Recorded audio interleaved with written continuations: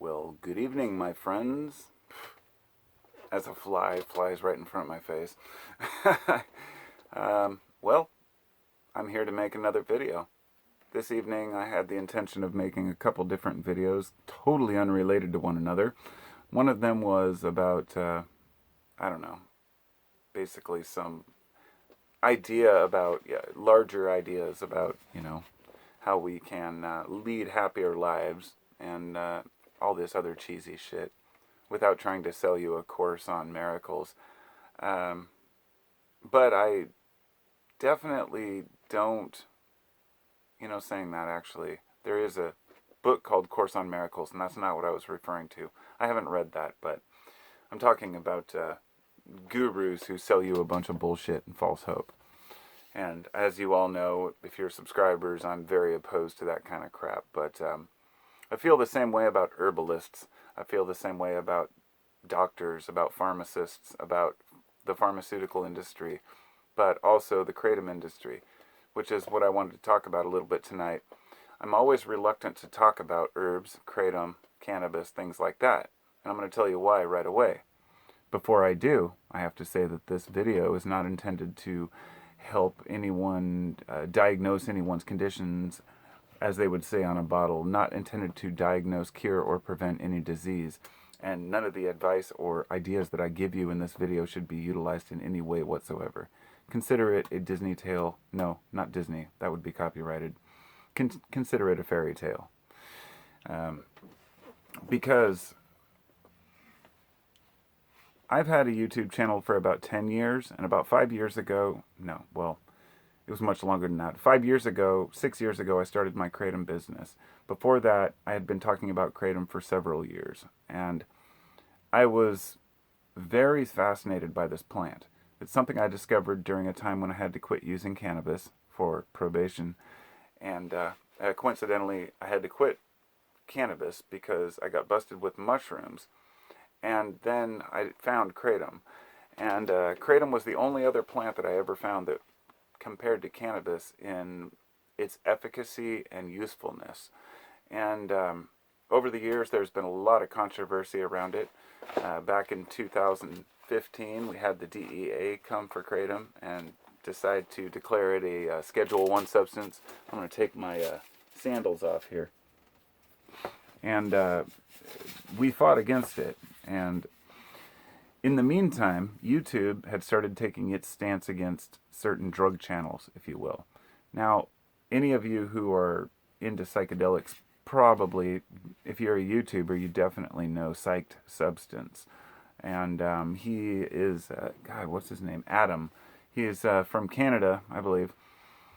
We've talked a bit back and forth, and he actually invited me to go up and do a show together or to go up and hang out, and I'd love to go trip with him, but it was too far up in Canada. It would cost too much. But he's a YouTuber who talks about psychedelics, and he does trips and trip reports. So he had the same problem a lot of us did. We talked about a lot of different things: psychedelics, cannabis, kratom, and all of our channels basically started getting strikes. Now, you might know the YouTube adpocalypse, and I'm going to get to the kratom thing here. But the adpocalypse was when people started getting their channel demonetized for talking about certain subjects. And this is around the time when, look, a lot of people will tell you that the reason why you can't find information about cannabis or kratom or other drugs on YouTube as easily anymore is because they deleted those channels or they censored those channels. And sometimes this was true. I had mine removed. The thing was, I had it reinstated. I wasn't using an AdSense account, and I don't make money off of my videos through any ads.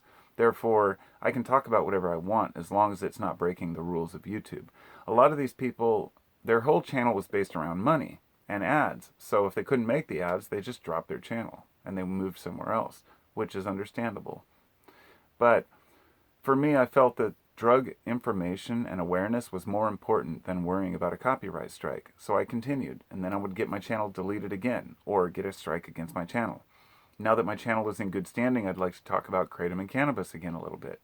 So I'm going to start off by talking about why the market has gotten crazy, why my company is not doing so well, and what we're going to do about this in the future. So when I talk about kratom and cannabis being compared, I definitely don't mean the effects. These days, I live in Washington State. I can go down to the store and I can buy this hydrocarbon extract. Um, it's an amazing smelling extract. And for me, this is totally legal. For some people, this is a prison sentence. And that's the problem with states over federal law, but also states protect the rights of what the people want in their states, right?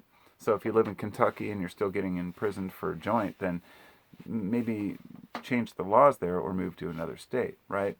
Well, that's the thing. I'm grateful to live on the West Coast. But one thing I'd like to say, and what I'm comparing kratom to cannabis, cannabis became legal. It did exactly what I thought it would do. It fell into the hands of a few white guys with a lot of money, and they started making a ton of cash. And these huge cannabis co-ops that they have in these groups, a lot of the growers don't make shit. By the time that they get taxed and it gets to the shop, long story short, we're paying more than I was when cannabis was illegal. So I will still buy at black market sometimes just so I don't have to deal with the middleman. And also get much better weed. You might pay $40 an eighth back in the day. But if you start buying a quarter pound, you start saving money. These days you can only buy an ounce at a time legally. And you're going to pay for a really good pot a few $100s an ounce, which is the 90s prices, you know. If it's legal, it should be cheaper, right? Because part of the price of cannabis was the fact that it was hard to get and it was illegal. Now I'm going to move on to kratom and why it's similar. When I started selling kratom back in 2000, let's see, it was 2013, I think. What? No. Sorry, 2014. I think it was, no, it was 15. It was about 5 years ago. I had a vendor that produced really good material, and he still does, but the price was very high. So for the entire time I had my business, I was only selling kratom that I paid, let's just say I paid hundreds of dollars for a kilo of it. Like, at one point I was paying $250 minimum or more for 1 kilo of kratom. Now, anybody who knows the market today should be aware that kratom can be bought wholesale for $25 a kilo, let's say, as a moderate price.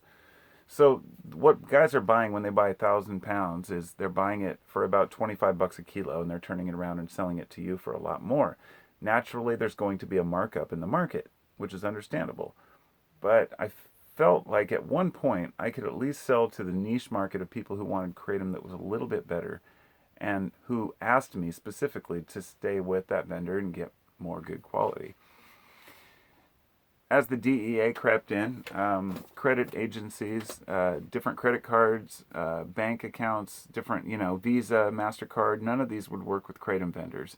Banks wouldn't allow you to do certain things. Certain credit processors wouldn't allow you to do that if you had kratom on your site. So I got my account from Dwala, which was an older payment method, which would have been more successful and more well heard of if they'd been a little more accommodating. Then I got my PayPal account frozen for 6 months, and they held like a few $1,000s, which was all the money I had to invest in kratom. So I'm not just going to talk about my business. I'm just trying to give you an idea about what happened to the market.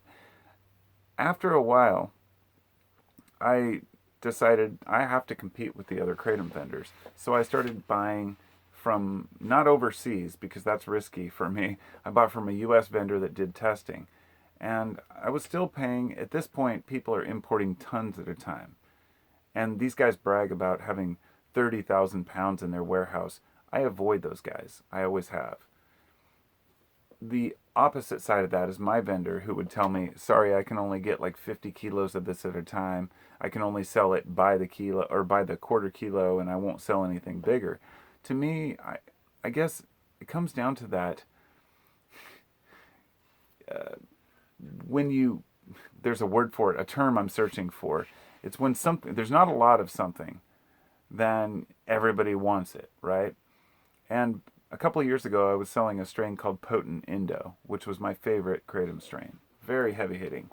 And my vendor just got a bunch more in. But on top of that, they got this other one. I talked with him, and he said he has this stuff called Tranquil, which was like my favorite Indo. And so I started thinking maybe I can just get back into the groove. Because when I left town last month, I just shut down my business. I shut down my whole shop for the Kratom purchases because I didn't have any more in stock. I actually have a lot left, but I don't find it being enough quality to sell. I ordered from 2 new vendors. I spent a few $100s there, a few $100s there. I wanted to see how good it was, and it wasn't up to par. And mind you, I've spent thousands of dollars on Kratom that wasn't worthy. One time I ordered like 30 kilos, and it cost me a whole bunch. It cost me a fortune at the time. And customs stole it. Basically, commandeered it because it was mislabeled. And sorry, I'm wiping. It's sweaty in here because it's been like 100 degrees in Portland for 3 days. I'm just about done here, but I just wanted to say the reason why I quit was multifaceted. Basically, first, it was hard to receive payment methods, and I didn't want to use offshore payment processors. And that means that a lot of people, anybody who sells Kratom who can take a debit card or a Visa card, is using an offshore processor or a shady method. Except my vendor, they even have problems with it. Second, you can do these things, but you can work around it, lying. And I just don't want to be that kind of guy. I'm selling a legitimate herb, right? But here's the main problem. Kratom turned into a commodity just like cannabis, which is why I was comparing it to cannabis. The quality of cannabis in the store for the stuff that's cheaper is total shit. I mean, we're talking like outdoor crap from last year. And I'm just like, I can't even believe it. I wouldn't even sell that shit back in the day when I was desperate. Some of it is so bad. Well, that's the same way Kratom has become. A lot of the shit on the market is just complete garbage. All the stuff I've been ordering lately. And the thing is, when people ask me, I'll order, say 5 or 6 kilos, and I'll try it personally. And then they'll email me back about a month later to be like, hey, did you try that? How did you like it? And I'll say, I'm too honest, of course.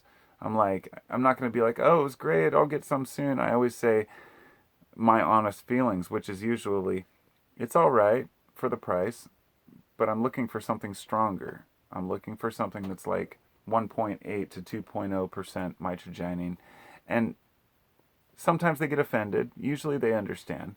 But it comes down to a person saying, well, everybody else seems to like it. And that's what tells me that the market doesn't know what good Kratom is anymore, because it's so flooded that finding that good quality stuff is getting harder and harder and harder. And to a lot of people, that doesn't matter. I've been using half-ass Kratom for the last 6 months. I'm not very happy about it, but honestly, I've been weaning off. And that's the point I wanted to come to.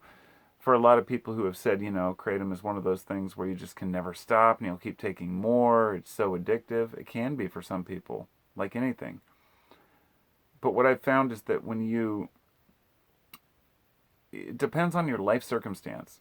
I've been through a lot in the 10 years. I've been taking Kratom for 10 full years now. In fact, if I'm not mistaken, I still have the receipt from the first Kratom I ever bought, which was from Bouncing Bear Botanicals, and it was in August of 2010.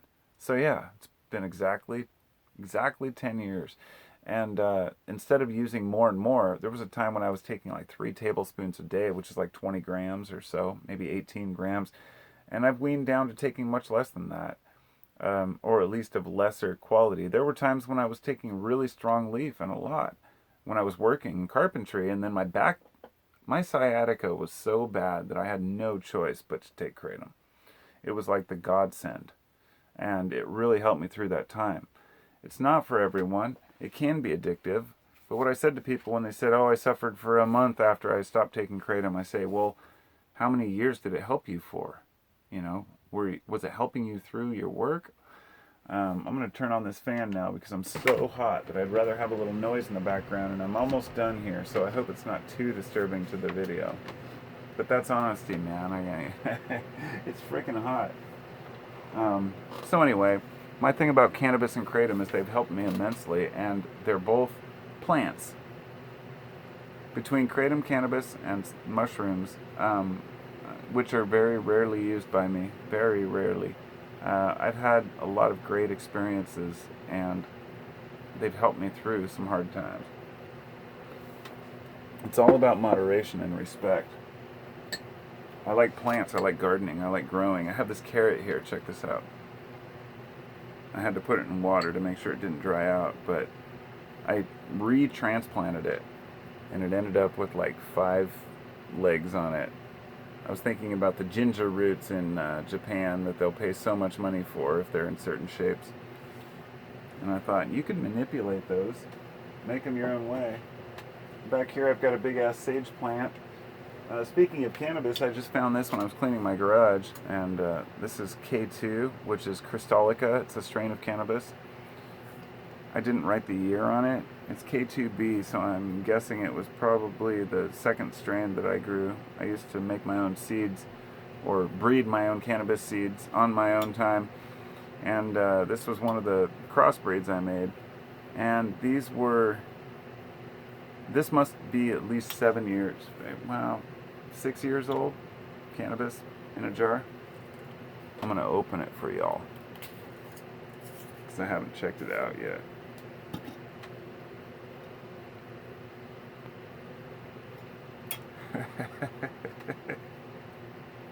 Still smells like weed.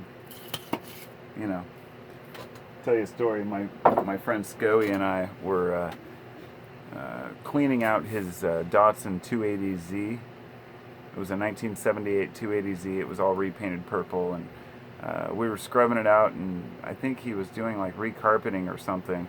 And underneath the carpet, underneath the driver's side, there was a film container full of cannabis, and it must have been there since probably 78. So, and this was in like 95, so probably 15 years. Totally brown, and we tried it. It was horrible, but you know, what do you expect? So there's my ramble about plants. Hopefully it doesn't get flagged, or not flagged, but you know, the YouTube algorithm doesn't select it and turn it out to be some, you know, something breaking the rules. But if it is, so be it. And that's the other thing, you just can't talk about anything anymore on YouTube. They just, you know, have banned any type of rational content unless it's like Stephen Colbert or some mainstream bullshit. But, you know, that's a conversation for another time. Talk to y'all later. Be well. If you have any questions about any of these things, you can always leave a comment. The kratom world, the kratom market is crazy, but for those who do want to pay a little bit more for good stuff, I'm going to just continue, because I've had a lot of emails lately of people like, why don't you have anything on the website? And I've told them, honestly, I just can't find anything good enough, but I can. I just don't want to pay 10 times more than I do. But if I pay 10 times more than I do, that means I don't make really any profit on it. But at least I can provide it for people who really need something decent. It puts me in a bind, right? You know, you want to be a businessman, but you also want to be nice and kind, and crazy world we live in. At a time like this, I don't know. We're all doing our best. Talk to you later.